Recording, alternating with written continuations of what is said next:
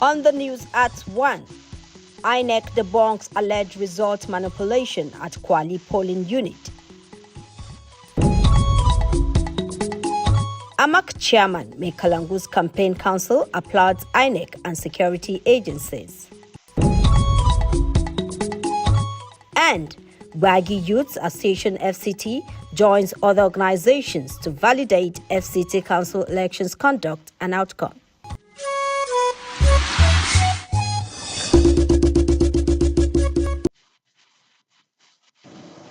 Hello and welcome to the news at 1 p.m. on NTA Channel 5 Abuja, the Unity Station. I'm Hakimat Aliu Ibrahim. Many thanks for joining us. And the Independent National Electoral Commission, INEC, has dismissed claims circulating on social media alleging result manipulation at Kuroko Health Center polling unit in Yangoji ward of Kwali Area Council during the FCT Area Council election. In a press release signed by the resident electoral commissioner for the FCT, Aminu Kashimo Idris, the commission described the allegation as false and misleading. INEC clarified that the controversy stemmed from an error made by the presiding officer while recording the score of a political party.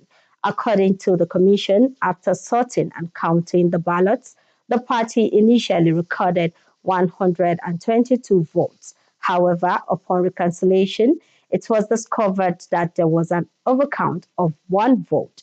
The presiding officer subsequently cancelled the figure 122 and corrected it to 121, including the corresponding figure written in words. INEC stated that the official result uploaded from the polling unit clearly shows that the party scored 121 votes, not 1,219 votes as alleged online. The commission noted that party agents present at the polling unit duly signed the result sheets.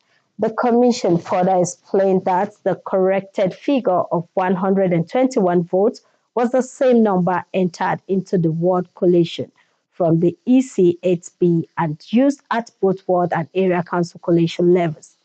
On safeguards within its system, INEC emphasized that the Bimodal Voter Accreditation System, BVAC, and the INEC Result Viewing Portal, IREV, contain built-in validation mechanism designed to prevent overvoting and numerical inconsistencies.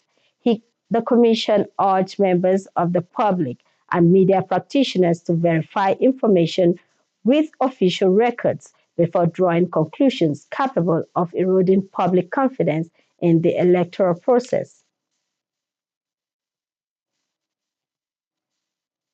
In another development, INEC has clarified that the splitting of polling units to allow more voter participation was carried out in 2022 and not prior to the FCT Area Council elections.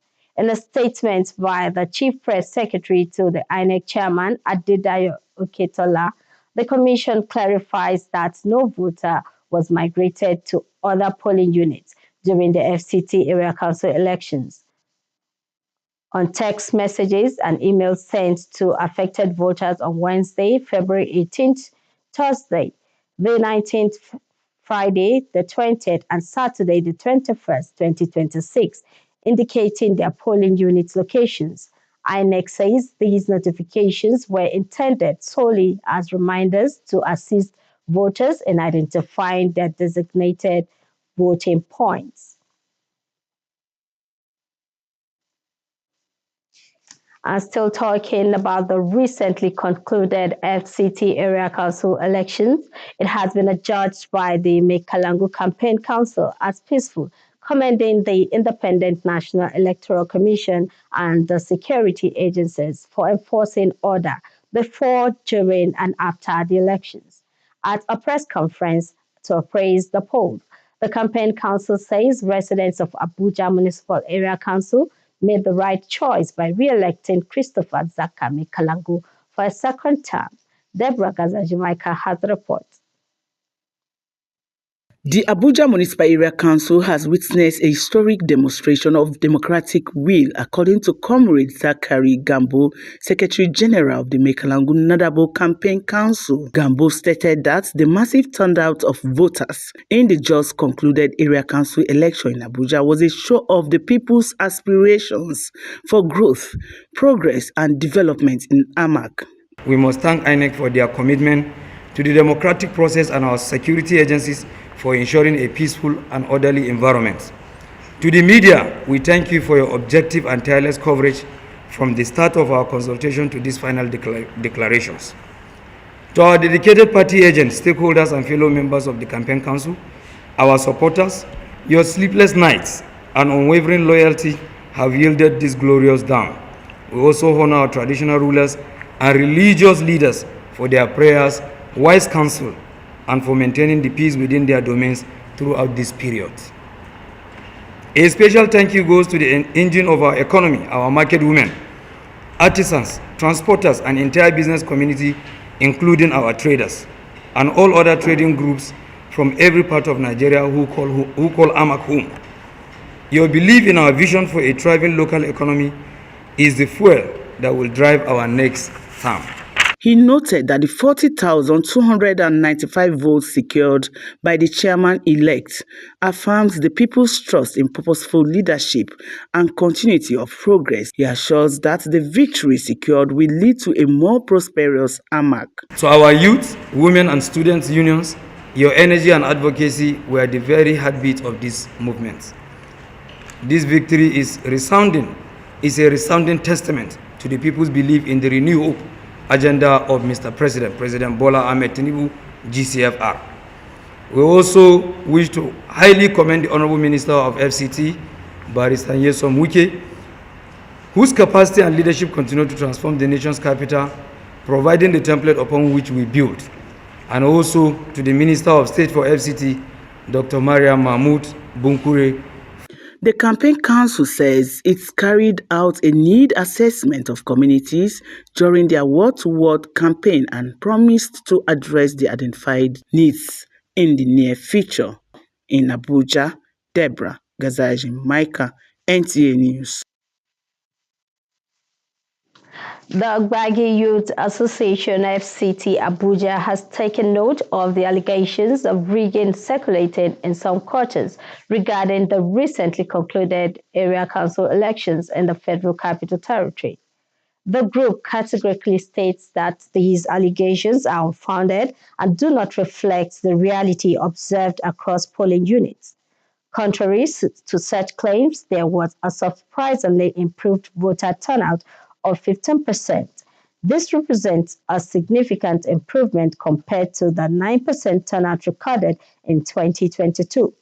The increase in participation is largely attributed to sustained awareness campaigns, civic sensitization, and the active mobilization of young people by organizations such as the Gbagi Youth Association, City Boy Movement, amongst others.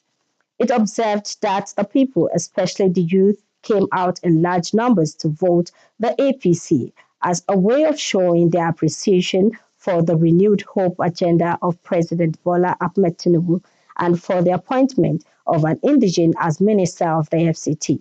These decisions resonated deeply with residents and strengthened confidence in inclusive governance.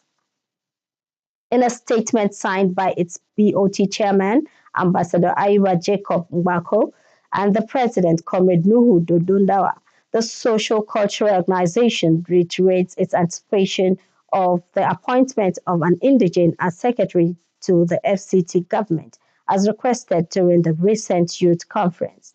The achievements of His Excellency Yesom Wike, the Honorable Minister of FCT, and the leadership provided by the national chairman of the APC have added value to the electoral environment and enhanced public trust in the voting process. We assure all concerned that no matter how many times elections are conducted in Abuja, the will of the people will remain consistent and clear the outcome. This reflects the genuine choice of the electorate.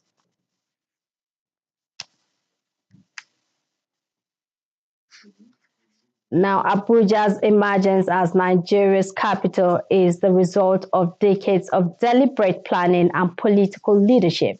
Since the creation of the Federal Capital Territory in 1976, successive administrators and ministers have guided its growth, shaping the city's governance, infrastructure, and identity as the nation's seat of power. Mariam George Jitubo in this report takes a chronological look at the political administration of the Federal Capital Territory from inception to date. The Federal Capital Territory, Abuja, was created on 3rd February 1976 by the federal military government as Nigeria's new capital territory, replacing Lagos. From its inception, the FCT has been administered directly by the federal government, with the president constitutionally designated as its chief executive, while day-to-day governance is delegated to appointed ministers or administrators. During the military era from 1976 to 1999, the administration of the FCT focused largely on laying the foundation for the new capital city. Mobolaji Ajose Adeogun, the first administrator, oversaw early planning and land acquisition processes. He was followed by several administrators, including John Jato Kadia from 1979 to 1982, Abubakar Iro Musa 1982 to 1983, Haliru Ntoro 1983, Mamman Vatsa 1984 to 1985, Hamza Abdullahi 1986 to 1989, Gado Nasco 1989 to 1993, and Jeremiah Timbut Hussein 1993 to 1998. These administrators played key roles in infrastructure development, city planning, and the gradual relocation of the federal institutions from Lagos to Abuja. The final military administrator, Mamman Kwantagora, served from 1998 to 1999, presiding over the transition to civilian rule. With the return to democracy in May 1999, the FCT entered a new phase of civilian administration. Ibrahim Bunu, who served from 1999 to 2001, became the first FCT minister of the Fourth Republic, followed by Mohammed Abagana from 2001 to 2003. A major turning point in the territory's administration came under Nasir Ahmed El-Rufai from 2003 to 2007, whose tenure was marked by extensive urban reforms, strict enforcement of the Abuja Master Plan, and significant infrastructural developments. Subsequent ministers, including Aliyu Modibo Umar from 2007 to 2008, Muhammadu Adamu Aleru from 2008 to 2010, and Bala Abdul Qadir Mohammed from 2010 to 2015, continued with policy consolidation, expansion of satellite towns, and improvements in transportation and public services. From 2015 to 2023, Mohammed Musa Bello oversaw the FCT during a period of rapid population growth, with emphasis on road infrastructure, housing development, and municipal administration. In August 2023, Ezenwo Nyesom Wike was appointed Minister of the Federal Capital Territory, ushering in the current phase of administration. His tenure has been characterized by renewed emphasis on infrastructural renewal, enforcement of development regulations, and reforms aimed at improving service delivery across the city center and the 6 area councils. Overall, the political administration of FCT reflects Nigeria's broader governance evolution from military rule to democratic leadership, while maintaining a unique structure in which the territory remains under direct federal oversight. Over the decades, successive administrations have contributed to shaping Abuja into a modern capital city and a symbol of national unity. Mariam George Jitubu, NTA News. And from the judiciary, the arraignment of the former governor of Kaduna State, Nasir El-Rufai, before the Federal High Court, Abuja, has been stalled. The development is as a result of the absence of the defendant in court. Billy Atumbi of our Judiciary Desk has the report. As at the time of this report, the arraignment of the former governor of Kaduna State, Nasir El-Rufai, has been stalled as a result of the fact that he was absent from court. And under the Nigerian law, if a defendant is absent in court, his arraignment cannot continue and the matter cannot continue. Though he's coming for the fact that his arraignment is to come under 3 issues. We call it counts, under 3 counts. And the first one has to do with unlawful interception, and it is coming under section 12 subsection 1 of the Cyber Crimes Amendment Act 2024. And the second count is coming under section 27B of the Cybercrime Act 2024. It will be recalled that El-Rufai is to be arraigned under 2 different legislations. And the second one has to do with section 131 subsection 2 of the Nigerian Communication Act. And with this, the court has adjourned its matter to 23rd of April 2026 for arraignment. Because the team, the counsel to El-Rufai wanted to raise the issue of bail. But it was premature for him to raise the issue of bail at this time when he has not taken his plea. So that was what transpired in court as at this morning. And his arraignment will now be on the 23rd of April, 2026. You're watching the news at 1 p.m. on NTA Channel 5 Abuja. We'll take a break now and to be back shortly. Stay with us.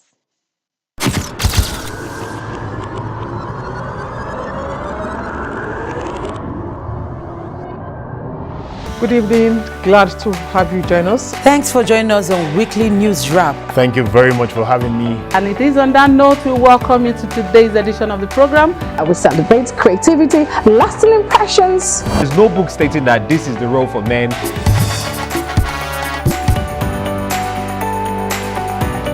On the news. On the news at 7. Jama'a barkanmu da wannan The Unity Station, NTA Channel 5, Abuja. Would say have a lovely day.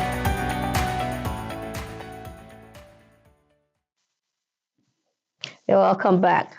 Moving on, the Equipment Leasing Registration Authority, ELRA, and Admiralty Maritime Services, an agency of the Nigerian Navy, have signed a partnership aimed at strengthening asset registration, enhancing compliance, and promoting structured financing in Nigeria's shipping and marine services sector.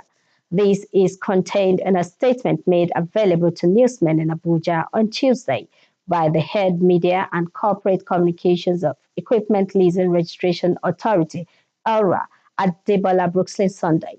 Brooklyn Sunday said the collaboration is expected to deepen transparency and reinforce regulatory oversight, positioning the industry for stronger investor confidence and sustainable growth.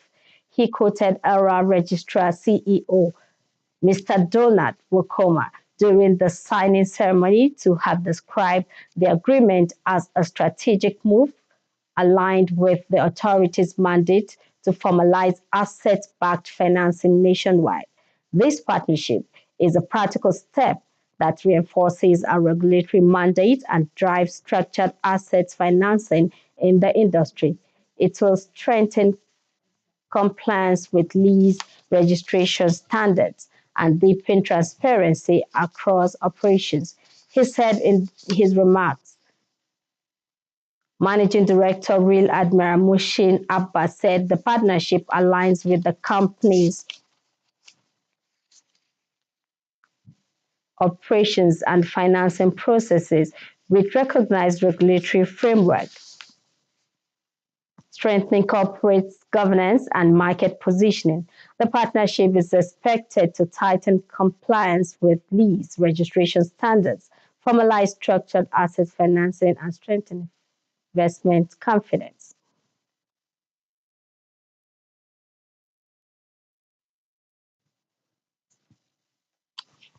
Residents of Trademore community in Lube says through a symbiotic relationship with the police, what used to be regarded as growing concerns over security in the area have been addressed to give the people respite. Our correspondent Onotu Yakubu visited the area and brought back this report. CSP Messier Sienikak says residents of Trademore in Lugbe Axis have begun to experience improved security, owing to prompt police response and strengthened collaboration with the community. She noted that synergy between the police, residents and other security stakeholders played a critical role in ensuring peaceful conduct of the last area council elections within the Axis. At the divisional level, he made sure that each DPO had synergy first with the localities. Then stakeholders meeting was brought in. It made it easier for us to, get into the election proper, and it was a due success. The divisional police officer described housebreaking as one of the crimes peculiar to the Trademore area and urged residents to adopt preventive security measures. When you get a house, please call the police to inspect the house. From the location to the burglary to the doors, once all these things are done, put in dogs or geese into your house and make sure that you secure your house. The DPO assured residents that the division remains committed to protecting lives and property through intelligence-led policing and sustained community engagement. Rabiat Shaib, NTA News. That was Rabiat Shaib's report on ESAP from the Call the Police live show on NTA Abuja earlier today. Still talking security, the sixth person who allegedly participated in the 2022 attack on St. Francis Catholic Church, Owo, Ondo State, Sani Yusuf, is currently in the custody of the Department of State Services. Wingate News Alert has learned the attack left over 40 worshippers dead, while many others sustained varying degrees of wounds for nearly 4 years. The sixth suspect evaded arrest, making him one of the most wanted fugitives in Nigeria. Informed sources disclosed that DSS operatives who had for years been on the trail of the sixth suspect arrested him in Ugwosa community along power line in Ovia North local government area of Edo State. 5 suspects: Idris Omeza, 25, Al-Qasim Idris, 20, Jamiu Abdulmalik, 26, Abdul Halim Idris, 25, and Momo Utuho Abubakar, 47, are undergoing trial for allegedly carrying out acts of terrorism. However, NTA gathered that Yusuf, a high-profile commander of the Islamic State West Africa province, ISWAP, had, after the Owo Church attack, temporarily slipped into Kano before deciding to relocate to the sleepy community in Edo. The source also noted that Yusuf confessed to being involved in the planning and execution of the Owo Church massacre. The suspect, according to the source, confessed to other ISWAP terrorist attacks, including the July 2022 Suleja military barracks attack and kidnapping in Kaduna State and environs. The source said he admitted his role in the Owo Church attack, the Zuma Rock checkpoint assaults, which claimed the lives of 5 soldiers, and several ISWAP kidnap operations. Yusuf also disclosed that he served under ISWAP top commanders like Abu Ikrima, who was arrested by the DSS in 2024. This arrest marks a significant milestone in the pursuit of justice for the victims of the Owo Church attack. The soldiers killed at Zuma Rock checkpoint in Suleja and underscores the relentless campaign by the DSS in the fight against terrorism.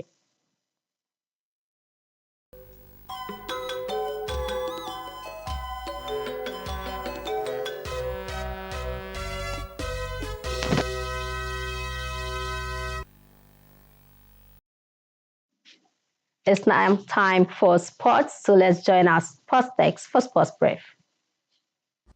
CAF has introduced new coaching regulations requiring mandatory licensing for all interclub competitions, the Women's Champions League and national teams. Coaches with existing contracts have a two-season grace, 2025 to 2026 and 2026 to 2027 to obtain certification, but new appointments must meet requirements immediately. Women's competition now require either a female head or assistant coach. Non-compliance will attract sanctions, including stadium access restrictions. Meanwhile, Ademola Lookman came off the bench to assist Alexandra Solot's goal as Atletico Madrid defeated Club Brugge 4-1 to reach the Champions League round of 16 with a 7-4 aggregate win. The Nigerian winger now has 4 goals and 3 assists in 7 appearances this season. And lastly, 11 players have arrived at the Super Falcons camp ahead of friendly matches against Cameroon as part of preparations for the 2026 Women's Africa Cup of Nations in Morocco. More players are expected to join as the record African champions begin their build-up. With Sports Brief, Wayne Lugo, NTA News. And that concludes the news at 1. Thanks for watching and join us again at 7 p.m. for more updates. I'm Hakimat Aliu Ibrahim. Good afternoon.